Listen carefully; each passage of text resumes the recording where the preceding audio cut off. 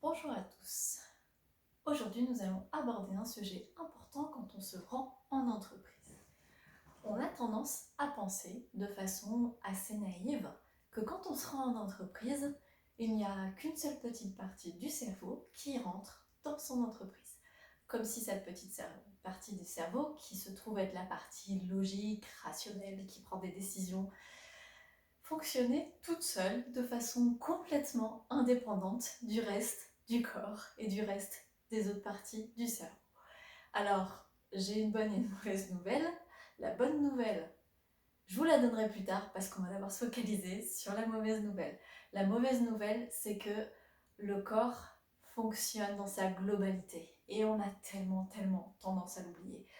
Oui, le cerveau est une partie du corps, mais le corps influence le cerveau influence le corps, et dans des dimensions dont on n'a même pas conscience. Un cerveau peut fonctionner de façon optimale que quand il est dans les meilleures conditions. Il suffit que certains paramètres soient pas au beau fixe pour que ça puisse influer complètement sur le corps et sur le cerveau et sur la productivité, et ce sont des paramètres dont on doit prendre conscience. C'est fondamental, vraiment. Donc, cette petite partie du cerveau qui soi-disant irait toute seule au travail, il faut savoir que à partir du moment où on se réveille, il y a une chimie qui se met en place dans le corps. Toutes les décisions que l'on va prendre avant d'aller au travail vont avoir un impact sur cette chimie dans le corps, et ça va continuer à avoir un impact sur le fonctionnement de votre cerveau.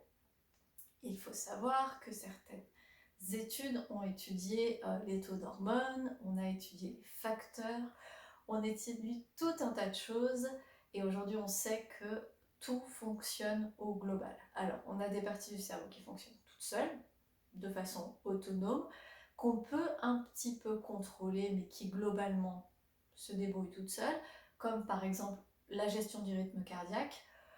Le corps gère tout seul le rythme cardiaque, mais on peut faire en sorte d'augmenter de façon personnelle, en conscience, son rythme cardiaque, ou au contraire de le diminuer. Il y a tout un tas de choses qui se font naturellement, la digestion, la respiration, c'est pareil, c'est des choses, en soi, on les laisse faire la plupart du temps, mais on peut avoir un petit impact en facilitant les choses pour certains côtés, ou en faisant d'autres choses. Notre posture aussi peut aider à mieux faire fonctionner notre corps.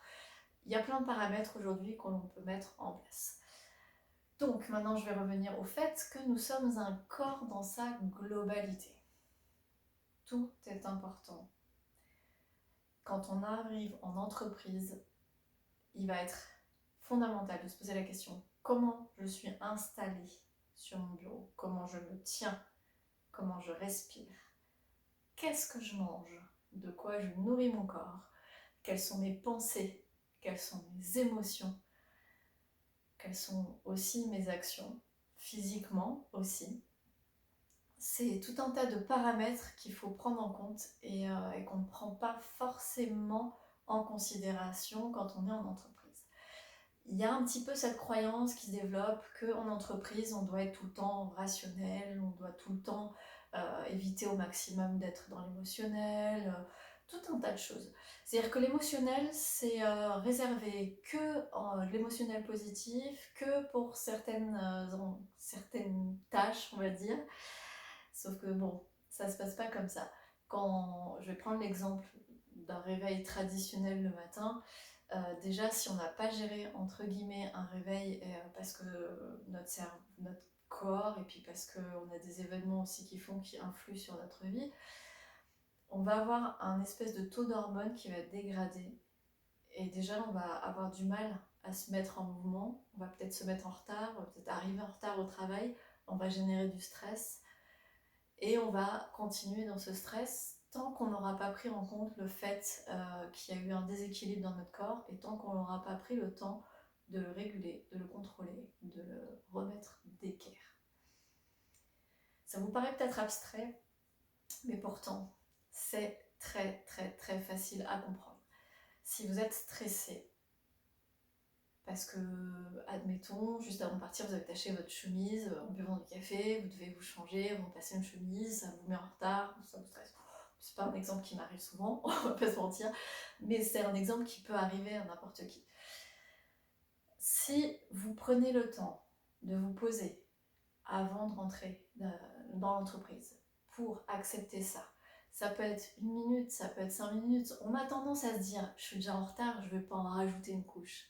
Et je l'ai fait, ça, le nombre de fois je me suis retrouvée dans les bouchons, arrivée en retard au travail, à me précipiter directement sur le travail, sans prendre le temps d'accuser ce qui venait de se passer, qui était extrêmement difficile, parce qu'il y a des situations parfois qui sont même parfois anxiogènes, quand on est bloqué sur une route de façon volontaire et qu'on ne peut vraiment pas sortir de cette situation parce qu'on est sur une autoroute qui a aucun échappatoire, on se sent un petit peu comme prisonnier, avec toutes les pensées qui viennent sur tout le travail qui s'accumule à chaque minute où on n'arrive pas au travail.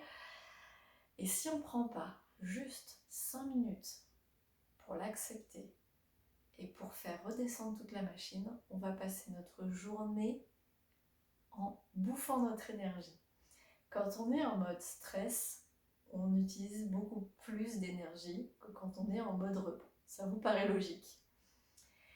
Se maintenir en état de stress perpétuel nous bouffe l'énergie. Est-ce que ça nous rend plus productifs? Ben non, c'est un petit peu en écho à l'image que je vous ai décrite lors de la vidéo du sprinter.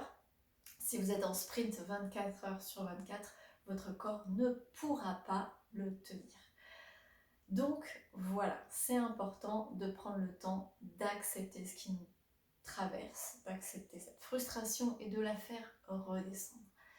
Pour la faire redescendre, aujourd'hui, vous avez tout un tas d'outils. Le premier outil, celui qui peut transformer facilement votre état émotionnel, redescendre votre niveau de stress, c'est la respiration. La respiration, c'est fondamental. Prendre le temps d'inspirer profondément, d'expirer profondément. Pour se détendre, l'expiration doit être plus longue que l'inspiration. C'est quelque chose de tout simple, et c'est tellement tout simple qu'on a tendance à oublier. Notre respiration de stress, c'est une respiration très courte qui ne nous permet pas de nous oxygéner de façon appropriée. Nos cellules restent un petit peu en asphyxie, et puis le cerveau, il subit la même chose que les cellules, hein. Pas trop d'oxygène, pas trop de circulation, le métabolisme un peu ralenti. C'est pas très défini tout ça. La respiration, c'est vraiment très important. Pensez à accueillir ce qui vous arrive. Vous venez d'avoir un accident, ou vous venez d'avoir une catastrophe avec votre enfant, ou peu importe, ça peut être un petit événement, ça peut être un événement anodin mais qui vous a beaucoup impacté. Prenez le temps de l'accueillir et de respirer. Juste 5 minutes. Vous pensez que vous allez perdre 5 minutes et vous passez à côté de ça et vous allez directement dans le travail. Sauf qu'en fait, à la fin de la journée, si on compte en énergie et en fatigue et en stress, vous allez perdre plus que 5 minutes, bien plus, peut-être 1 heure, parce que vous n'aurez pas pris le temps de souffler. Juste respirer.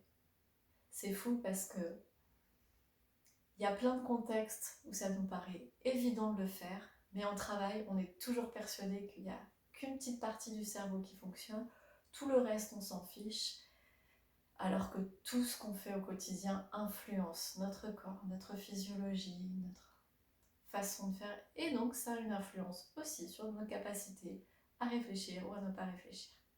De la même façon, si notre énergie du corps est concentrée sur une digestion qui est difficile, comment voulez-vous vous concentrer sur votre travail? On le sait, il y a plein de gens qui ont des coups de barre après le repas du midi, mais personne ne se pose la question, est-ce que ce que j'ai mangé est approprié?